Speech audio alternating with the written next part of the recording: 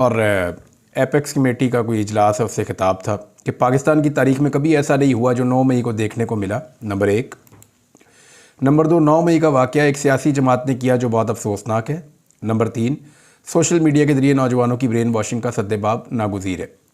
एक तो मैं आपको बताऊं कि ये लोग सोशल मीडिया पे पाबंदियां लगाने वाले हैं। मैं क्लियरली आपको बता रहा हूं कि सोशल मीडिया के साथ बहुत बड़ा ऑपरेशन पाकिस्तान में ऐसा लगता है कि हो जाएगा।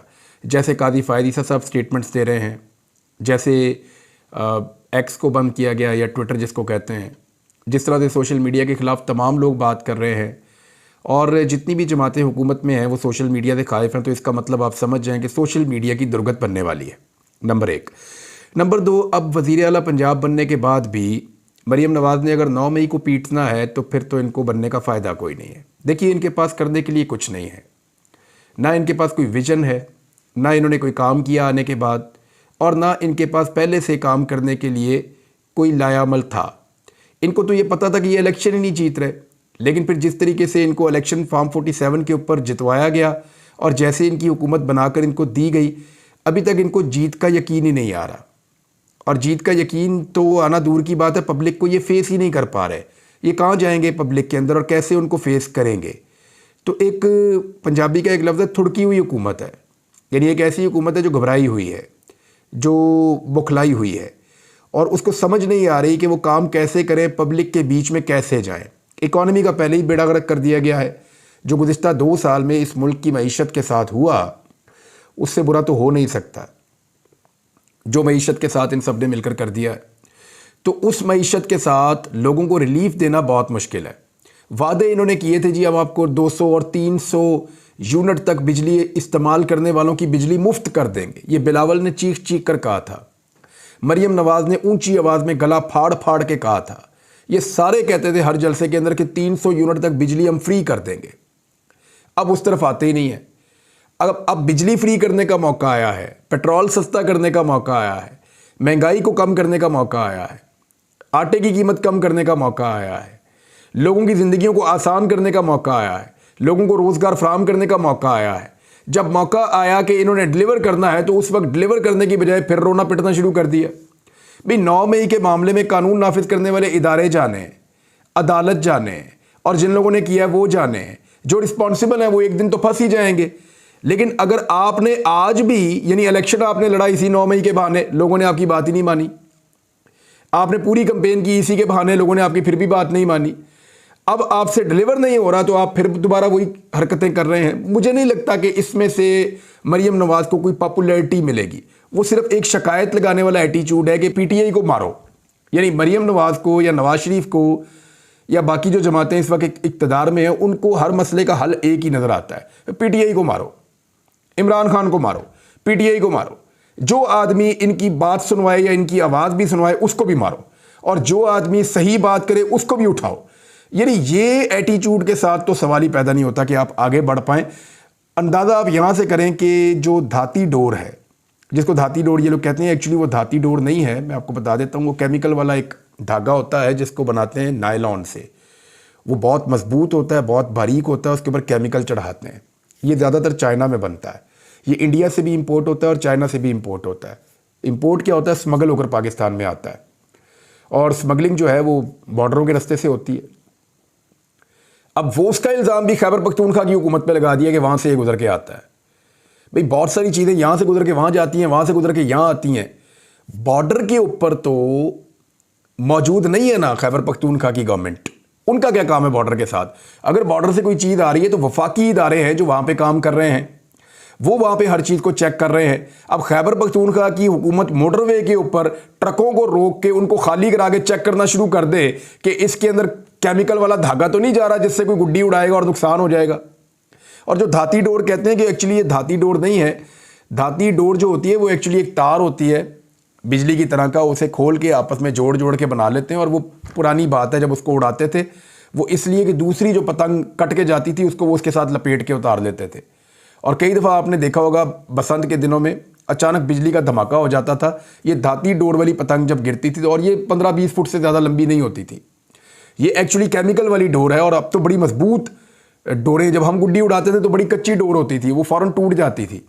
ज़रा सी हवा तेज़ चलती थी हमारी गुड्डी टूट जाती थी। अब तो इतनी मजबूत डोरे हैं कि उनको पकड़ते हुए डर लगता था। आज से चंद साल पहले तक मैंने इस पर एक रिसर्च की थी। तो वो जो डोरे हैं वो जानलेवा हैं, ख़तरनाक हैं, उनका सद्देबाब किया जाना चाहिए। यहाँ पे आपको अगर पतंगे चाहिए या डोरे चाहिए तो मेरे कई दोस्तों ने मुझे ये बात बताई है कि आप पुलिस स्टेशन से, आप पुलिस वाला आपका कोई वाकफ़ है, उसको आप फ़ोन करें, वो आपको घर पहुँचा जाएगा, आपसे पैसे लेगा, आपको चीज़ें दे जाएगा। इसके ऊपर कोई तवज्जो नहीं है। इल्ज़ाम लगाना है उठ उठ के खैबर पख्तूनख्वा पे। रीज़न क्या है? रीज़न ये है कि पंजाब ने इनको रिजेक्ट किया है और खैबर पख्तूनख्वा ने भी इनको रिजेक्ट किया है। खैबर पख्तूनख्वा से तो ये बिल्कुल ही मायूस हो गए। अब पंजाब के अंदर बैठ के ये सुबायत का खेल एक खेल रहे हैं और सुबायत का खेल खेल कर ये साबित करना चाहते हैं, देखिए जी पंजाब के साथ बड़ी ज़्यादती होती है, वो भी करते हैं, वो भी करते हैं, तो हम तो पंजाब वाले हैं। तो इस तरीके से ये अपने आप की अपनी पोजीशन जो है उसको जस्टिफाई करना चाहते हैं। ये ओनरशिप लेना चाहते हैं पंजाब की, जो इन्हें पता है कि इनके पास नहीं है। पंजाब के लोगों ने इनको रिजेक्ट किया, लाहौर के लोगों ने इनको रिजेक्ट किया, इनके पल्ले तो वोट ही कोई नहीं है। जाओ जाके देखो किसी गली मोहल्ले के अंदर, लोगों से पूछो कि आपकी हुकूमत है या नहीं है। लोग आपके मुंह पर खड़े होकर आपको बताएंगे आपकी हुकूमत नहीं है जनाब, आपको तो वोट ही नहीं डाला।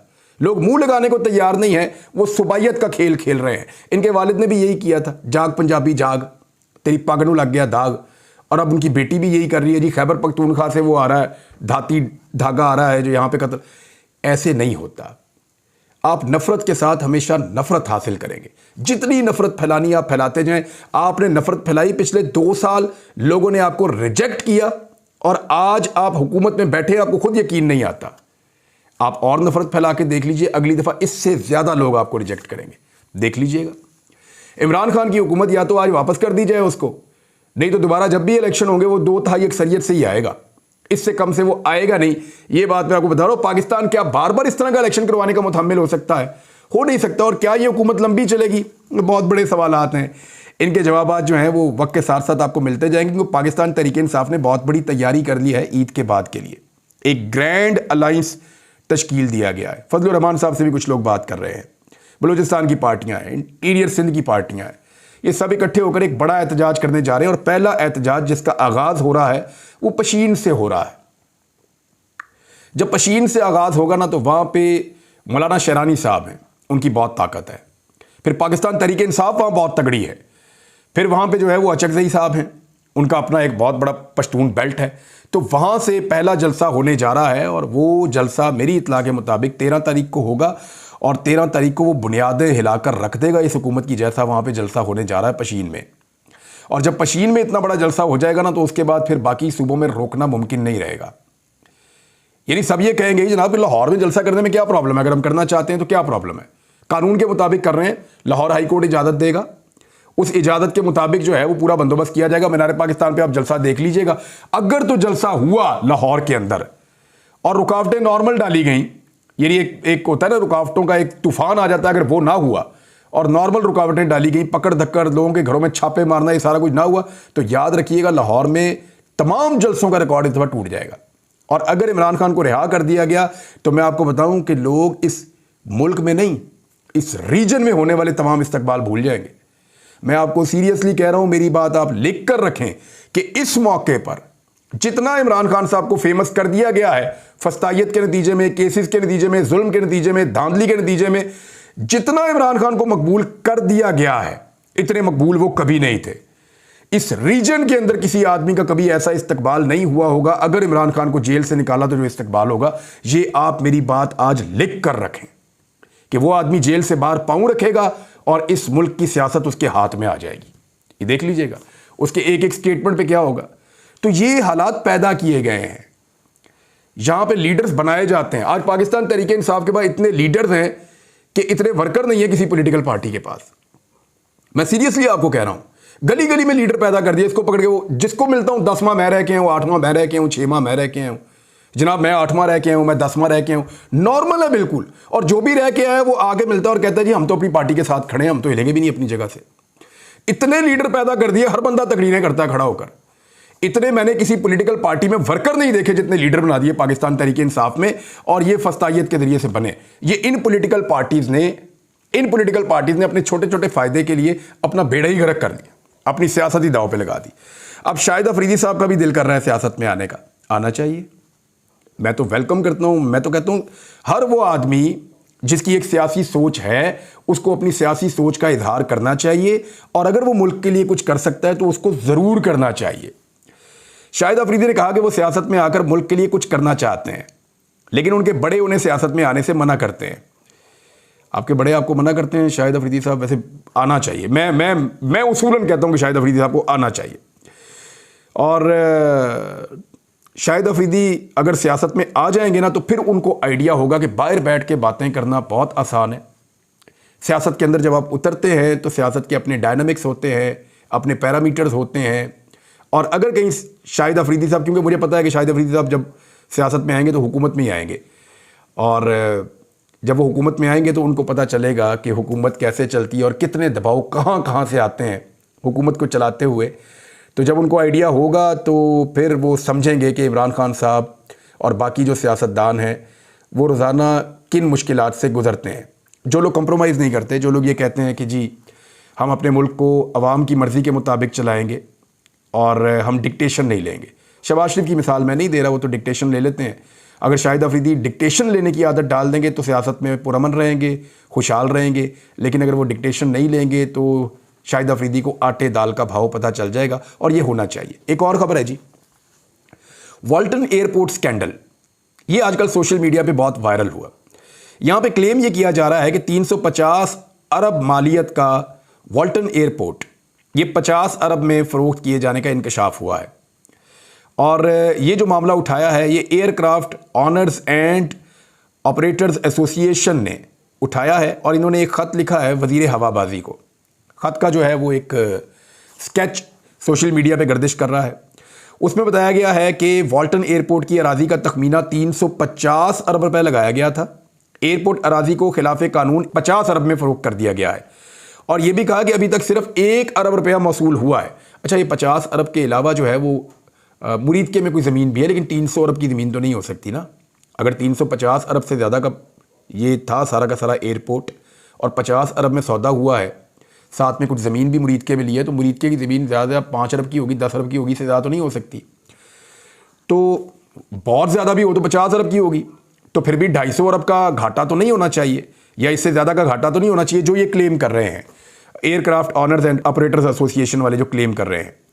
उन्होंने कहा कि कौमी असासे को लैंड माफिया ने सिविल एविएशन अफसरान की मिली भगत से तबाह कर दिया है। उन्होंने डीजी के ऊपर एलिगेशन लगाया है, और एक और बड़ी अजीब बात की, उन्होंने कहा 50 अरब में से सिर्फ 1 अरब रुपया अभी तक मौसूल हुआ है और कब्जा दे दिया आपने। सिर्फ 1 अरब रुपया मौसूल हुआ है। नैब से वो कह रहे हैं कि तहकीकात करवाई जाए।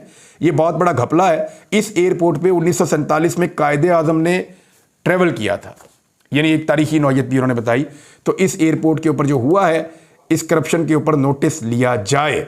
देखते हैं इसके ऊपर काम होता है नहीं होता, लेकिन ये बहुत सोशल मीडिया पे गर्दिश कर रहा है। पाकिस्तान तहरीक इंसाफ ने ये जो खत मिलने का मामला है, अब मजीद 5 जजों को खत मिल गए हैं। तो सुप्रीम कोर्ट ऑफ पाकिस्तान के 10 जजों को खतूत मिले हैं। वो एक ही तारीख को लिखे गए थे, फिर वो अलग अलग टाइम पे आकर मिल रहे हैं। और इसमें पाकिस्तान तहरीक इंसाफ ने एक मौक़िफ़ अपनाया है। उन्होंने कहा धमकी अमेज़ खतूत जजेस को हरासा करने की हुकूमती साजिश है। वो कह रहे हैं ये हुकूमत की जानिब से किया जा रहा है, और जजेस को जहरीले मवाद पर मुश्तमिल धमकी अमेज़ खतूत की तरसील जजेस को हरासा करने की हुकूमती साजिश करार दिया तहरीक इंसाफ ने, और फौरी तौर पे इसकी जामे तहकीकात का मुतालबा भी किया है। और उन्होंने कहा सुप्रीम कोर्ट की जानिब से आज खुद नोटिस केस की कार्रवाई के आगाज़ के बाद से जहरीले मवाद पर मुश्तमिल खतूत के सिलसिले में तेज़ी का मकसद अदालतों में खौफ और बेयकीनी का माहौल पैदा करना है। अब ये जी एक बड़ी इंपॉर्टेंट खबर है तहरीक इंसाफ का, इसके ऊपर एक मौक़िफ़ आ गया है। लेकिन एक और बहुत बड़ी खबर मैं आपके साथ शेयर करता हूँ, और वो खबर ये कह रही है कि इसराइल के साथ अब थोड़ी सी सख्ती होने का टाइम ऐसा लगता है कि आ गया है। लेकिन 6 महीने तक उसने मुसलमानों का खून बहाया। वहाँ पे गज़ा में बहुत सारे मासूम जो हैं वो शहीद हो गए। बहुत बड़ी तबाही वहाँ पे फैली है। एक पूरा इंसानी अलमिया है जो गज़ा में दिखाई दे रहा है। पूरी दुनिया उसके ऊपर रो रही है। आम आदमी जो है वो हर मुल्क के अंदर रहने वाला इस पर दिल गिरफ्तार है, चाहे वो मुसलमान हैं, चाहे वो क्रिश्चियन हैं, चाहे वो ज्यूज़ हैं, कोई भी हैं। गैर मुस्लिम भी इसके ऊपर जो है वो एहतजाज कर रहे हैं, और वो सारे ये कह रहे हैं कि ये ज़्यादती है जो गज़ा में हो रही है और इसराइल इसको कर रहा है। अब जो बाइडन ने एक स्टेटमेंट दिया है, क्योंकि वहाँ पे इलेक्शन करीब आ रहा है, तो जो बाइडन को अब गज़ा के मामले के ऊपर बहुत तनकीद है और मुसलमानों का वोट भी उनको नहीं मिलने जा रहा। तो ऐसे में जो बाइडन ने कहा कि गज़ा में शहरियों का तहफ़्फ़ुज़ ना किया तो इसराइल की हमायत हम तर्क कर सकते हैं, यानी हम इसराइल की हमायत को छोड़ सकते हैं। लेकिन इसके साथ साथ एक और काम भी किया अमेरिका ने। सेम टाइम में वो मुंह से कुछ और कह रहे हैं अपनी इलेक्शन कैंपेन के लिए, लेकिन प्रैक्टिकली वो कुछ और कर रहे हैं। इंसानी हकूक कौंसिल का जंगी जराइम के इर्तिकाब पर इसराइल के खिलाफ कार्रवाई का मुतालबा भी सामने आया है। और ये अक़वाम मुत्तहिदा की इंसानी हकूक की कौंसिल है, उसने इसराइल से जो गज़ा की पट्टी में जंगी जराइम और इंसानियत के खिलाफ जराइम के लिए जवाबदेही का मुतालबा करने की करारदाद मंजूर की है। और इसराइल ने तो उसको मुस्तरद करना था, उन्होंने तो कर दिया है। 28 ममालिक ने इसके हक में वोट दिया, 13 ममालिक खामोश रहे और 6 ममालिक ने इसकी मुखालफत की है, और उनमें अमेरिका और जर्मनी शामिल हैं। तो ये है दोहरा स्टैंडर्ड कि इनकी पब्लिक कुछ और कह रही है, इनके हुक्मरान जो हैं वो स्टेटमेंट कुछ और दे रहे हैं, और प्रैक्टिकली जो है वो इसराइल की किसी ना किसी तरह हमायत जो है वो जारी रखे हुए हैं। अब इसराइल की जो सिचुएशन है उसकी वजह से कुछ मल्टीनेशनल कंपनियां बहुत परेशान हैं। मिसाल के तौर पे बाइकआउट के असरात इतने ज़्यादा बढ़ गए हैं कि मैकडॉनल्ड ने इसराइल में अपने तमाम रेस्टोरेंट मकामी कंपनी से वापस लेने का फैसला कर लिया है। और 225 रेस्टोरेंट है जी इसराइल के अंदर इनके, और ये मकामी कंपनी से इन्होंने वापस खरीदने का फैसला किया है। और कतर के नशरियाती एक इदारा है अल जजीरा, उसकी रिपोर्ट के मुताबिक अमरीकी फास्ट फूड चेन मैकडॉनल्ड को इस वक्त से बाइकआउट और मुजाहरों का सामना है, जब इसराइल में मैकडॉनल्ड की फ्रेंचाइज रखने वाली कंपनी अल्वनियाल ने 7 अक्टूबर को फलस्तीनी ग्रुप हमास के हमले के फौरन बाद ऐलान किया था कि वो इसराइली फौज को मुफ्त खाना फराहम करेगी। अच्छा, ये इनके ऐलान के बाद जो है ना वो बहुत ज़्यादा एहतजाज हुआ, दुनिया भर में मैकडॉनल्ड का बाइकआउट किया गया। तो अब जो मैकडॉनल्ड है उन्होंने फैसला किया कि इस कंपनी से वापस ले लिए जाएं वो सारी ब्रांचेज या वो सारे रेस्टोरेंट जो इनको दिए गए, ये 225 हैं। एक और बड़ी खबर इसके साथ जुड़ी है। इसराइल की पिछले एक दहाई में जो सबसे बड़ी कामयाबी थी वो ये थी कि यूनाइटेड अरब एमिरेट्स ने, मुत्तहिदा अरब अमारात ने, दुबई ने, यूएई ने इसराइल को तस्लीम कर लिया था और उसके साथ सफारती ताल्लुकात बना लिए थे, ताल्लुकात नॉर्मलाइज कर लिए थे। अब यूएई ने अपने ताल्लुकात जो हैं वो इसराइल के साथ मुनक़ता कर दिए हैं और उनको मुअत्तल कर दिया है। गज़ा में फलाही इदारे के 7 कारकुनों की हलाकत के बाद मुत्तहिदा अरब अमारात ने इसराइल से सफारती राब्ते मुअत्तल कर दिए हैं। ये तब हुआ जब अमेरिका ने स्टेटमेंट दिया कि मज़ीद मुसलमान मुल्क इसराइल को तस्लीम करने जा रहे हैं। उन्होंने एक तरफ ये दावा किया, दूसरी तरफ यूएई, जिसके बारे में सबसे बड़ा दावा था कि ये बहुत बड़ी कामयाबी है, इसको डील ऑफ द सेंचुरी कहते थे डोनाल्ड ट्रंप। और जब यूएई ने ताल्लुकात मुनक़ता किए हैं तो ये एक बहुत बड़ा धचका है अमेरिका की मौजूदा हुकूमत के लिए। और उन्होंने कहा जी कि ये इमदादी कारकुनों की हलाकत एक स्याह तरीन दिन है। अमाराती वज़ीर ख़ारजा ने इमदादी कारकुनों की हलाकत पर इसराइली सफ़ीर अमीर हाइक से टेलीफोनिक रब्ता करके इजहार बरहमी किया और उन्होंने कहा कि हमने सितंबर 2020 में इसराइल के साथ ताल्लुकात को मामूर पर लाए थे, अमेरिका की सालिसी में हमने दस्तखत किए थे, लेकिन अब नहीं, उन्होंने ताल्लुकात मुनक़ता कर दिए हैं। ये भी एक बहुत बड़ा झटका है। अब तक के लिए इतने, अपना ख्याल रखिएगा, अपने इस चैनल का भी। अल्लाह हाफ़िज़।